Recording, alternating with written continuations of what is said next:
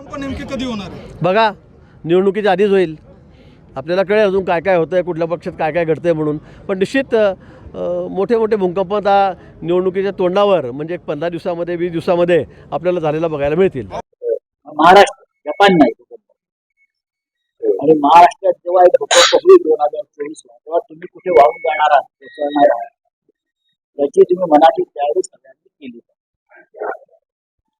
ईडीच्या भीतीनं पक्ष फुंड याला भूकंप म्हणत नाही.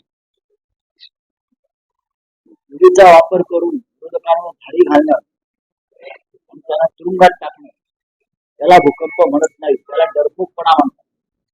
मर्दा असा तरी सगळे ED, CBI, income tax, police बाजूला ठेवून मैदानात मग तुमच्या पिचक्या मांड्या कशा आम्ही फोडून काढतो त्या बघा.